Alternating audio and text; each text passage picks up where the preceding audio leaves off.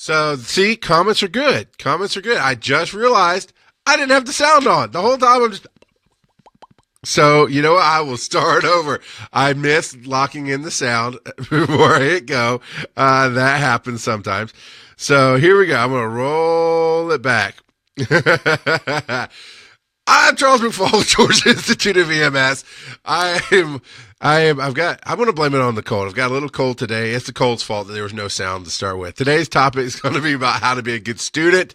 And, you know, I was telling my story about my paramedic numbers and just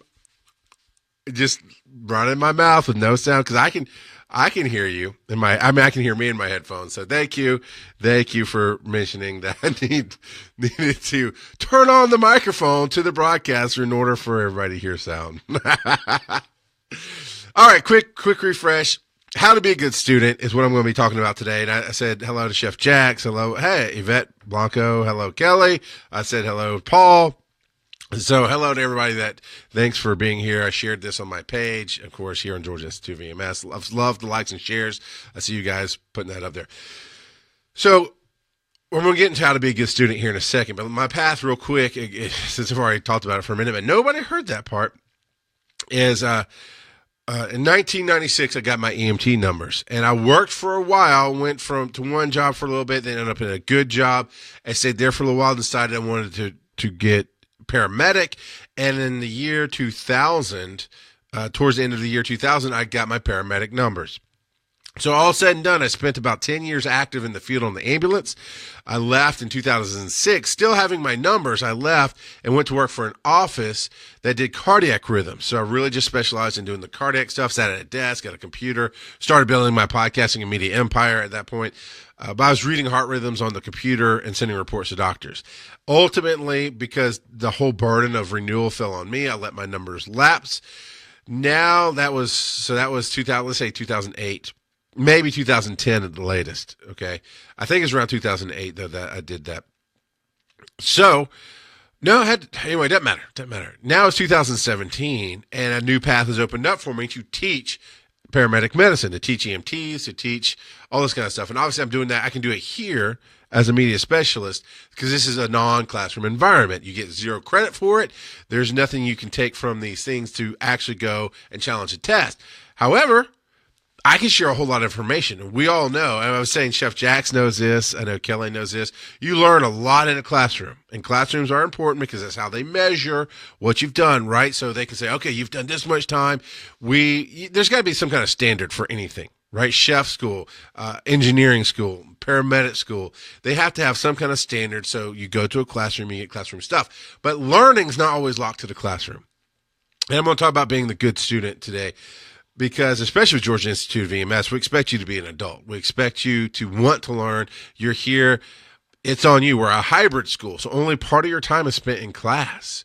A lot of your time is spent on your own, at your own speed, learning from the modules that are online, watching the videos, taking the online tests. The materials are there as well, so you can go through the PDFs. So you can do a lot of different things. But that puts a lot of responsibility as an adult, and I'm going to tell you about my personal journey with that. So I told you about my history with paramedic because now I don't have to, but because of my choices, I'm choosing to get my numbers back. I still have 0 desire at my point in life to be on an ambulance. I shine when I speak. I love being in front of the camera. I love being behind a microphone. And I don't know why it's in front of a camera and behind a microphone, but that's how it is. So I love doing that to share my knowledge in my entertainment level, in my entertainment style. Hey, Bobby. Hey, David. I haven't seen you guys in a while. I do appreciate it, Bobby. It says, Facebook says, Bobby Shipley and one other just shared your video. Let them know you appreciate it. I do. And the reason I'm drinking coffee normally, especially on camera, I don't eat or drink because it can get sloppy and gross and breaks down the flow, is I am pushing back a sinus cold thing going on. I've taken a little bit of medicine. It's not kicking in. So hot beverages help keep me not sounding like this. And keeps me from having to blow my nose every 5 minutes. So it's either blow my nose or drink the coffee. And I think everybody agrees coffee is better. So this is a discussion, though. You can ask me anything. It can be anything related to life. I will ultimately bring it back to medicine, the paramedic aspect of things, and how you can apply it. But I have found I don't know who said this. I've actually found it to be true. Somebody said, how you do anything is how you do everything. So how good of a student you are kind of relates to how good of a husband you are, how good of a person you are dealing with one thing in life shows what kind of effort you'll put into being a person in your career, that kind of thing. So I've chosen to go to try to get my numbers back, and yes, after yesterday, I was like, I don't know, man, because here's the thing: it's always about the unknown, right? The fear of the unknown, challenging the unknown. And while I did 10 years, I did 6 years roughly as a paramedic. I guess technically, actively I did 6 years, and then after that, you could roughly say another 2 years, 4 years ish as an EMT. With training in the middle, so it overlaps, right? I've got experience. I did find out that one of my rusty areas is going to be terminology. So yesterday, let me just say, I started my first paramedic refresher course, and this is why I'm talking about how to be a good student. So I go in and I get there on time. I should get there a little early. The other student who showed up, because there were supposed to be 4 of us, but only 2, me and one other guy showed up. That's okay. But I made sure to be there on time. I had my coffee, had my lunch because it's scheduled 8 to 5. I was prepared. Had my backpack with me, so my laptop went into the classroom to see where I needed to sit. So, because my laptop, the battery is really, really bad, so it'll only stay alive for 20 minutes or so, maybe 30. So I wanted a outlet. So I scoped out where I wanted to sit, and it was fine. And especially with just 2 of us, there's plenty of places to sit in the classroom. And James is our lead instructor, and he's a paramedic. I worked with him on the truck many years ago. I think he was my partner for a good 6 months to a year. Lots of fun, lots of good memories with him. And I've been talking with him, working with him at the school. He's a teacher at the school as well. So I was looking forward to working with him. And he gets in, and I realized after the fact what I need to do is get the materials from him. I know Tom will let me have I can bring a flash drive and get the presentation so I can then go back over them as a student. That's something we're going to talk about, how to be a good student. But he does the presentation, and I'm getting it. And here's my thing. If you've ever seen me describe anything, if you ever dealt with me in real life or on one of my shows, I'm very practically minded. I very much describe things practically. So we got down to one where it's a Jeopardy style thing, right? It describes the injury. It says it's an injury. I forget how it's worded, but basically it says you can't breathe, right, from an injury. I'm like, I know this. So there's like air, there's blood in the chest wall, and there's, so, and there's like a wound in the side, and James like, yeah, come on, where's the words? And I'm like, I know how to bandage it. I'm going to bandage it with 3 sides taped, 1 side open. And he's laughing, right? Cause I'm struggling. I can't get the words. And it's a tension pneumothorax or a hemopneumothorax. But that's where I am going to be rusty, is I couldn't freaking get the terminology. I mean, I knew everything around it because that's how I learn, is the practicality of things. I could picture what's going on in the body. There's this injury. Air got in there, and now the lung can't expand. There's an injury. Blood gets in there, fluid, and the lung can't expand. I know how to fix that. I didn't know what the hell to call that. So it became a frustrating day for me, and I made lots of notes about what to go look up as far as terminology. Some of it I got, prednisolone. Then there was one term that just came out of nowhere, and I nailed it. And she was like, yeah, you guys. I was like, all right, I'm done. I'm leaving class. I got my 1 for the day. And it's really weird because this is a refresh. Yeah, Brent, you're right. It's a pneumo or a hemo because it could be the blood. But it took me a minute to get to that term, and I haven't used medical terms other than cardiac terms, I'm going to say since 2008. So we're looking at 9-ish years. We'll roll it back 8 years because it was sometime late 2008 when I stopped working on the truck. But I've used cardiac terms up through 2013. I hope on the cardiac class, as far as the rhythms and the terminology, I'm way better. I will need a refresher in the medications because I was not actually treating patients. I was only observing the heart rhythm alone and giving a report on what the heart's doing. So to be a good student, you have to go in knowing what you know And for me, I usually am very, very conservative with what I know. I usually dial it back to I know nothing, which I understand is a non-truth, right? It's really a falsehood. Because after doing something for 10 years, you're going to remember things. I mean, when we went to do the practical stuff, we got the tube going. I mean, never once did I crank the teeth. Never once did I do anything out of place. I just put my elbow down. Now, of course, there's five or six. Let me see. I just got word that I got text. Let me see if it's something I need to. Yes, sir. Yes, sir. I do. Yes, sir. I do. So that's neither here nor there for the show, but that's a great moment. So, there's 4 adult dummies and 2 or 3 children dummies to practice on, maybe 5 dummies. I mean, 2 of us practicing, I had my choice of dummies. The first dummy I pick, I mean, I'm struggling. I'm like, am I out of practice? I don't get it. I can't. And I'm doing this motion because it's, this is the best I have. I have this little lighter, but basically a laryngoscope. Is that right? See, I'm losing my terms. It's the freaking handle to tube somebody, but it's a handle like this, and then the blade sticks out this way, and you go in. That's what I'm doing with the motions if you're unaware of how to do that. So I do the motion, and I just can't spot the target, right? I know exactly what I'm looking for. I know exactly what it looks like. It's like riding a bicycle, and I'm struggling. And James comes over because out of all the dummies I picked the hardest one, just randomly.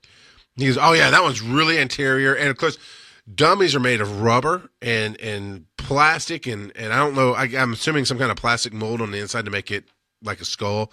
So it's very difficult to intubate. It's very difficult. They're unforgiving. Whereas a human being, I mean, really, that's what you do when you're unconscious. I know they probably look gross as all get out, but on a human being, it's like, oh, there it is.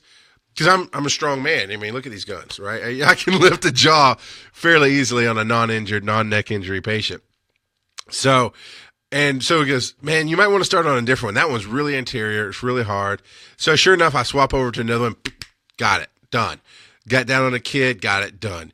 Got down on the floor, and James showed me a little bit different way to do it because he says for the testing on the floor, you have to get down on, for the testing for intubation, the patient has to be on the floor. It's not on the table. Whereas in real life, typically, I usually wait until I'm in the truck, and so I'm in a captain's seat, which is a little bit lower than the cot, so I have more of a direct line into the patient's mouth, oral cavity.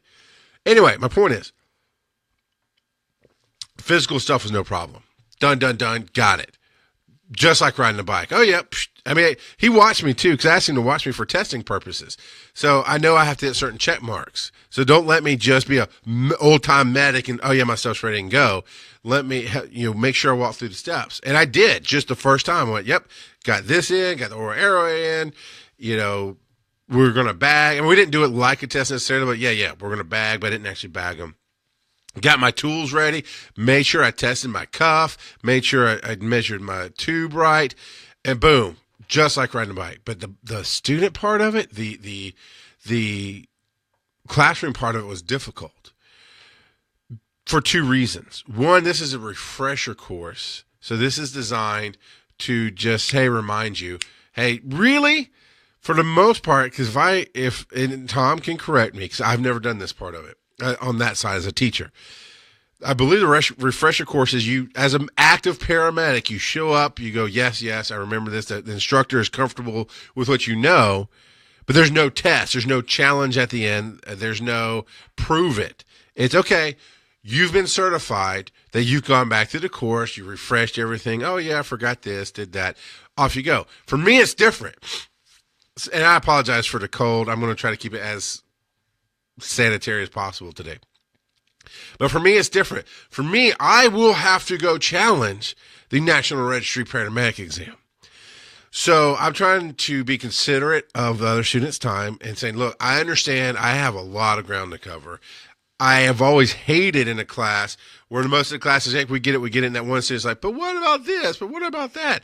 So what I did as a good student, number one, I came prepared. I talked about that, right? I brought my coffee, which is the elixir of life. I brought my computer because so I got my backpack stolen about 2 weeks ago. A week ago, I got it back with all the important stuff in it, and that's great. But I start finding little things. My notepad that I kept in there, never thought twice about it. It's just always in my bag. And my pens, I keep about 6 or 7 pens and a couple of Sharpies to write with, because I'm always on different gigs. So Sharpies are marking tape and whatever. Pens, of course, are just to write on stuff. They're gone. And I never thought about it until I get to the classroom and went, well, I don't have anything to take notes on because I love taking physical notes. I have a muscle memory thing that's tied to my brain that if I physically write it, it's a lot easier for me to remember than any other way. If I see it, right, I can help recall. Like I went through a module, I watched a presentation, I can recall a lot of that. But if I write it, it's even better. But I have my laptop, so I'm taking notes. And whenever I had a question about something, if I really needed to, I asked, and James would explain it. The other medic, I can't remember his name right now, he would help explain it too. There were some stories on, because stories help, right? Stories like, oh, this is how that played out. And they would share some stories. But for a lot of it, I was like, okay, I have no idea about this question. What are the risks? What are 3 risk factors of ARDS, which is adult respiratory distress syndrome? And smoking, of course, is an obvious one. And there's a big long list of it. So, I wrote some down. And I'm coming home, and I started looking up some of it. And I love practice tests. I will test all day long, every day until I have to go take the regular thing. Because it really helps me dial into what I'm forgetting. Because that's just my style. Is if I can see the question and get it wrong and see what the right answer is, and then go back again and try it and make sure. And I don't always fix it the first time. So you narrow it down till you get it. And now I'm passing, and now I'm passing, and now I'm passing. That's my style. I love that. That costs money. It just does. I mean, there's some practice stuff out there for paramedic, for National Registry, sample tests, those kind of things. But the fact that you put it together online, right? You as a company invested, you as a person invested in the time to put this up, to make a question generator, to cover everything that you would need to know. And the test is going to be, I'm assuming, a couple hundred questions. Easy. I mean, talking about all the different categories you have to hit. That's worth money. Right this second, I don't have it, but I think I found one for a decent price that my taxes are going to come in. That's part 2 of being a good student. Finding the way that works for you. Finding the way that will click in. Some people, hold on just a second. Some students really, really click with somebody telling them. I actually do like that method. I like all methods. I go faster typically if it's a good online presentation that I can read. I go fast, a little less fast if it's a video because you have to skip, but if you skip, you might miss something. I do okay in a classroom when somebody's teaching me. Now, one-on-one, if you start teaching me something, I'll get it, explain it to you, boom, we'll pop on to the next thing because I showed that I understand it. But that's the thing. You have to find your method. So I knew in this classroom, this refresher was what I want in my heart is the actual. Yeah. I think I found that one, Brent. That's about the right price. $49 for 3 months. That sounds about right of what I found. So yeah, thank you. Because that's what I'm talking about. Is finding something like that. And the site that I played with yesterday, I believe, is the same one you just found. Because that price looks about right. So that's absolutely what I'm going to do. As soon as my taxes come in, I'll cut off that tiny part of it and go ahead and do it because these refresher classes are going to be done in 2 weeks, 2 or 3 weeks, roughly. It's 6 classes, but it's on a shift schedule, so it plays out over about 3 weeks. And then it's going to be on me to take the test. Find your methods. How much coffee do you drink? I drink a lot of coffee. Okay, so side note, I love questions and derail me all day long. It's fun. Every day, I get up. Now, if you see this, it has a special message. For you, it's nothing. For me, it's my cup of sexy. So it actually came in a Valentine's kit a couple years ago. This is probably, most people consider this a soup bowl. It's 24 ounces is what it'll hold. No, it's 26 ounces because I make 24 ounces of coffee. I have a Keurig, and I always do the big one, which is 12 ounces twice off of one load of coffee, one cup, measured out, whatever. Not a full cup. I like load, whatever, 1 K cup, okay, even though I use my own filter. So every day I drink 24 ounces of coffee to start with. If I'm tired like it was last night, I get another one. Today, this will probably be my last cup of coffee. Normally, I just drink the one. Today, I'm drinking another one to help clear my sinuses so I can speak more clearly here on the show. But I also do hot tea. So tonight, I have another show. I'll be doing a Pokemon Go podcast. Will be recorded tonight. And I'll probably have my hot tea then just for the sinus effect. But typically, I drink about 24 ounces of coffee a day, sometimes 48. Good info for free on Facebook as well. Just like and follow. Cool. Brent, if you wouldn't mind, put in the name of that company or that site into the chat here. That would be awesome. And that way everybody can see it. They can check it out themselves. So we're going in, and I'm making my list of things to look up. And there's one question I had. I felt so stupid because I could practically see everything about it. And we're doing airway. Yesterday was airway only. And James asked a question. Essentially, it's like the airway swelling and closing. What drug do you give subcutaneously to help with that? I went, Benadryl. It's like, no, come on, man. And I was like, oh, yeah, that did feel stupid when I said it. What's wrong? What did I do wrong?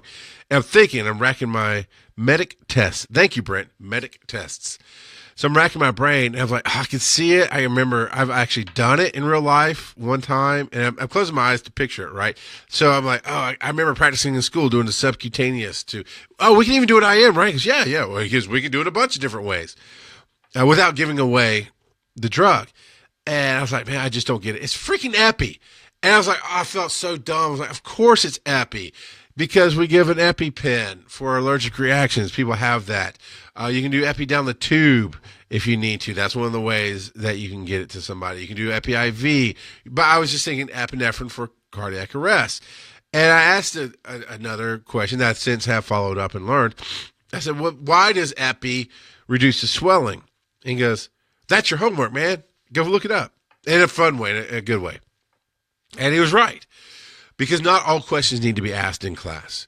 There will be that student who will be there and they just expect everything to be expect is, I felt a negative on that. They want everything to be handed to them, and they're not quite understanding because, and I'm going from my own experience in a typical classroom where you go and all your training is in that classroom, and then you have a book that you can read. Those are your two resources. This, of course, is back in the 90s, even late 90s when I did, in year 2000 when I did paramedic school. We didn't have the extensity of YouTube, right? We didn't have the volume of knowledge that is accessible now. That's one of the things I plan to do. Ding, ding, ding. Step number 3, find other ways to learn. Georgia Institute of EMS puts the EMT lectures online for free. I told him that's a bad idea. You should get charged for that. He goes, well, it doesn't matter. And I'm saying he's did a good thing. Tom says, hey, the information's out there. People can look at it. They can get it. It doesn't give you credit. You can't go challenge a test without first going through an official school and getting hours documented and all this other stuff. I'm like, all right, man, I see where your heart is. You're actually just trying to educate. That's a resource out there. You can watch the lectures. You can see the different ways because maybe Tom explains it in a way that you get that your teacher didn't.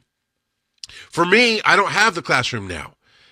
I have a refresher course, and the refresher is going, hey, I remember this. Furosemide, I remembered. That was great. But as we talked about earlier, the thorax, the hemo-pneumo-thorax, didn't get it. Intercostal space at first I didn't get, right? Some basics, because I was overthinking things, right? Something new to me is capnography. I know what it is. I know that we had end-tidal CO2. Sometimes we put the little disposable chemical adapters on the top to see if it changed.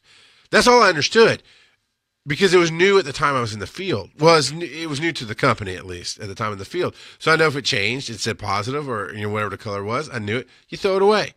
I didn't know what the ranges were. I didn't know that the title of it was end tidal CO2. That's what you're measuring. I can figure it out, put two and two together. So I'm going to go to YouTube.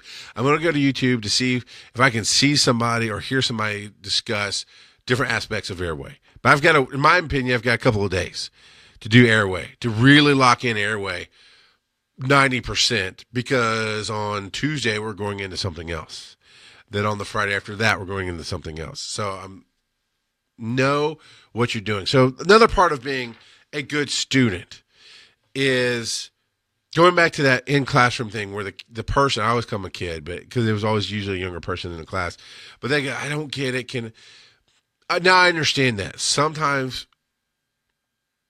okay, let me rephrase. There is no teaching style that covers everybody. I teach in the exact way I do this show.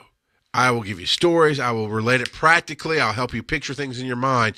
Think about how the body looks. See the space. Think of CSI, or think of Criminal Minds sometimes when they do this. They don't do it much in Criminal Minds, but CSI, where they go into the body and they show you the cavity and this and that and the other. But they're not really doing that in real for CSI. It's all camera effects and whatever. That's how I see things. That's why, while I didn't have the term pneumothorax or hemothorax, I had the idea. I knew exactly what was going on with the body from the clues they gave me. The terminology is what's going to get me. Tests don't allow for that. So even for myself, the way I can explain it, the way I think about it, I have to learn it that way and then bring it down to what the test wants, which is labels, which is what's their Glasgow Coma Scale. So I have to remember what the Glasgow Coma Scale is so I can quickly do that math. I imagine in cardiology, there's going to be some dopamine questions. It's been a long time since I had to deal with dopamine. When I was in school, from paramedic school, I could rattle off dopamine calculations like that off the top of my head. A year out, when I hadn't hung dopamine on anybody and then had to put dopamine on the patient, I had to do the math. I had to pull out my little notepad and do the math. And actually, just for safety, refer to my pocket guide that had said, here's how you do dopamine, the clock or whatever. Because one, it's always good to be safe, right? Double check yourself. You might know the stuff, but take a second to double check your information. That's a in the field thing.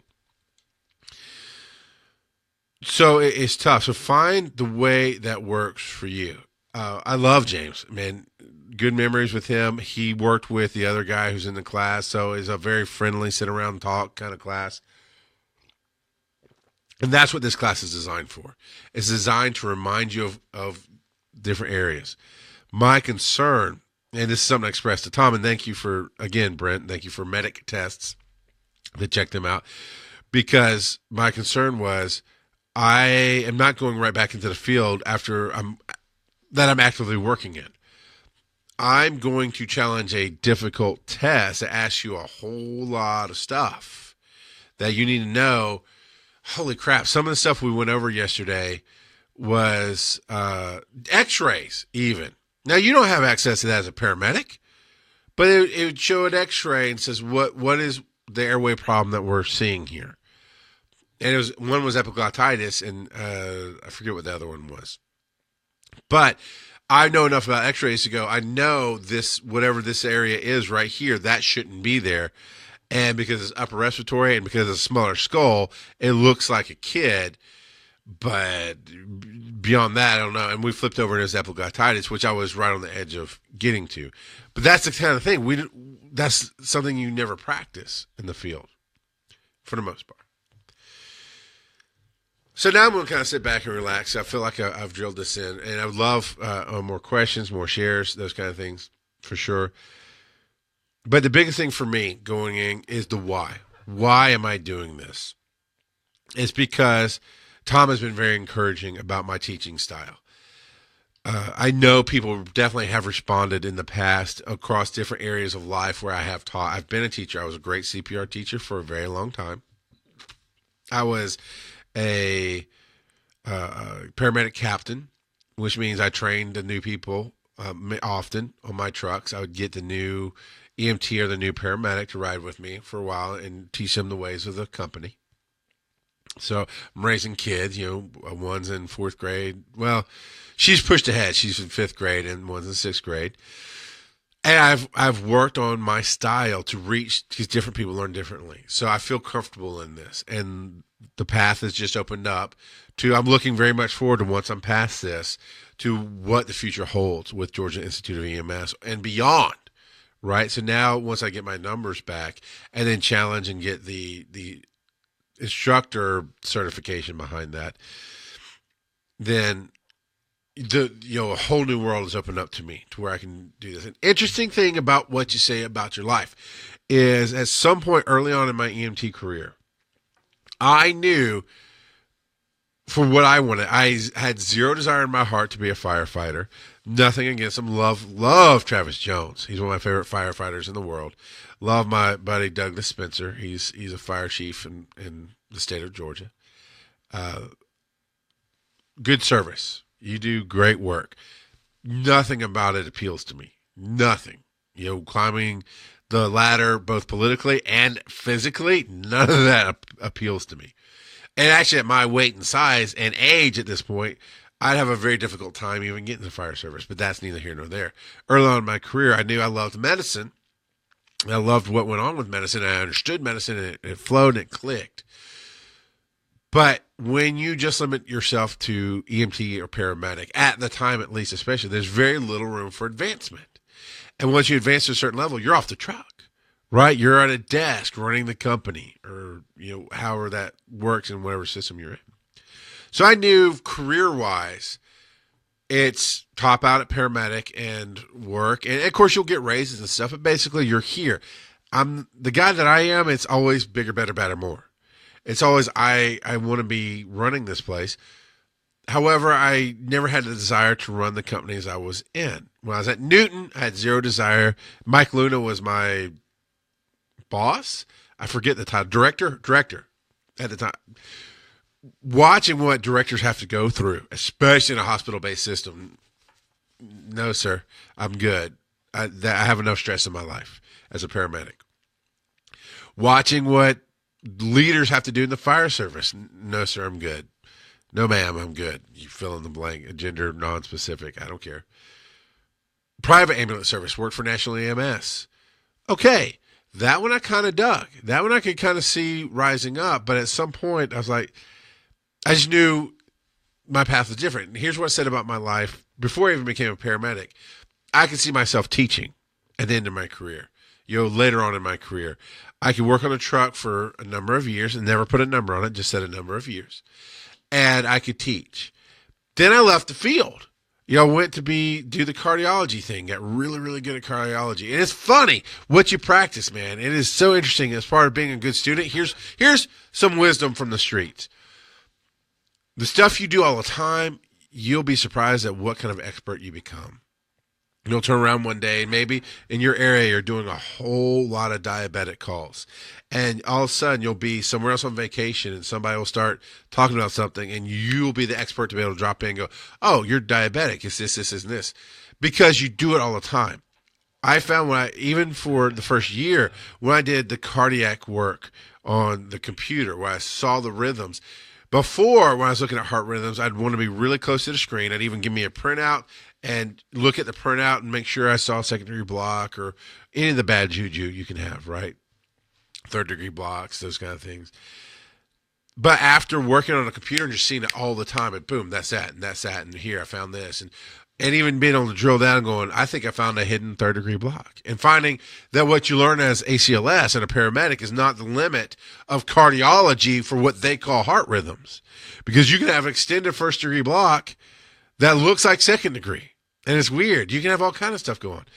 But I got back on the truck one night after doing this for a while, after doing the cardiology stuff for a while. And I'm sitting on the bench across the box from the monitor. It's on the shelf. And if you've ever seen a monitor, typically the screens are this big.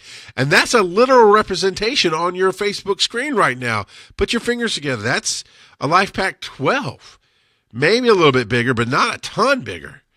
And I'm across the box. So was it 3, 4, 5 feet diagonally, give or take? Because somebody else was somebody else was sitting in the seat or whatever. And I'm like, that's secondary heart block. I'm like, what? And they had to print out the strip and look at it. But because I saw it all the time, and the squares I saw were this size. I mean, you think about on your computer screen, I'd fit 12 squares, all different, time stamps of the heart.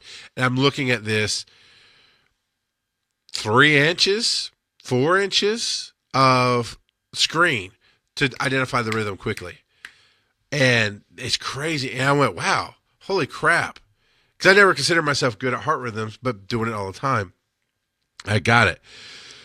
So know what you know, right? I know my heart rhythms pretty well, but I'm going to go in with zero ego and go, what can I learn? Oh, I did know this. Oh, I did know that. I'm rusty. Then know what you don't know. So I have a whole 2 sheets of notes on Google Docs of what I didn't know. Part of that sheet literally is look up, and then I put terms down because I need to remember what cor pulmonale is. I know what it is, right? I know it's the affecting of the left side of the heart. I believe that's right. See, I'm even fuzzy. After we talked about it yesterday, I'm still a little fuzzy. But I need to know the symptoms. I need to know the surrounding factors of what that is. I need to know, all my stuff about COPD, which actually was pretty good on that, talking about the barrel chest, and that's chronic bronchitis versus a tripod and skinny, which is emphysema, obstructions, a lot of stuff I actually kept, but I have notes of look up this drug. Why do you give Atavent? Why do you give atropine? Why do you give epi? Why do you give lidocaine? Why do you give, I have to go through solumedrols and albuterols just to refresh the symptoms and the path, because what I've done for the last 5 years is this. Hey, you want to talk about editing a piece of audio? Boom, I can do that in my sleep. You want to talk about how to broadcast Facebook Live? Boom. I can almost do that in my sleep, except I'll forget the audio part of it. You won't be able to hear me. That's what I've actively done for the last 5 years. So I'm having to go back and refresh. So know what you know what you don't know, right? And that's through discovery, through trial and error, through questions and answers, okay? Then find the resources that work for you. I'm definitely going to go on YouTube and search Paramedic Airway Refresher and see just what pops up on YouTube. I'm definitely going to go to Medic Tests, and I'll probably price shop around to see if there's other testing services for around the same fee, see if one pops up more than the other. But the fact that this comes recommended from Brent, who I know has been on in the chat room of this show before and has shown that he knows what he's talking about, even though I've never met him and I've never interacted beyond doing EMS Underground. Just that little interaction, he's shown that, hey, he's worked on things. Here's what he recommends. That's a great place to start. And know who you are. That's the biggest part of being a good student. Know who you are. That goes with the why of what you're doing. So I'm absolutely doing all this, never to be on a truck, which may happen, sure, whatever. My goal is to teach with Georgia Institute of EMS. And Tom has even said, you never know. You might teach somewhere else. You might do blah, blah, blah. I'm starting step 1, get the socks. Step 2, question mark. Step 3, profit. That's what I'm starting with. So step 1, get the paramedic license. Step 2, I don't know. Step 3, live long and prosper. But really, it's going to be, obviously, the first step after getting my numbers and that certification will be to work with Tom and what he has planned for this year. I really do hope that we're going to institute an actual paramedic course at some point this year. And I don't know what his plans are. These are my hopes. I hope to become more active in the teaching, to be able to work more up there, to help with the testing, to do a lot of that interaction. I love people interaction. I love being able to help unlock minds that are stuck and really get you there. So those are the things. So who I am somebody who does overcome, who gets what he wants. I've learned this over and over and over again. So going in as a student, even now that I don't have the full-on student experience, because I could go to a class. I could just sign up for a brand new paramedic course and spend the year that it takes, or whatever the time frame is now, spend the thousands of dollars that it would take to go through it. And that would give me the student experience. And I would know I could go back in, oh yeah, this, and oh yeah, that, and learn, and I'd pass my test. But the student experience in my definition, the student experience is you go in and you focus for 3 to 4 hours on this topic, and the topics are broken down so that you can get them, and then you test on it. That's the student experience. Student active teacher. You get that at Georgia Institute of EMS. There are students that you do on your own, right? You watch the lectures, you read the materials, but you always have that interaction with a teacher. And there are in-house classes that you need to be at, the practical stuff. You schedule times to meet with teachers to ask that question and get that feedback, because this kind of school lends itself to that. When I went to Athens Tech, my paramedic instructor was some kind of lead instructor. And I say some kind because I don't remember if he was the head of the school or exactly what his position in the ranking was. But he was a high-level instructor at Gwinnett Fire Academy, right? He worked for Gwinnett Fire directly, and all their fire students went to his class. He taught every EMT and every paramedic that went through there, more or less. I'm sure he had a team. But he was a high-level instructor there. So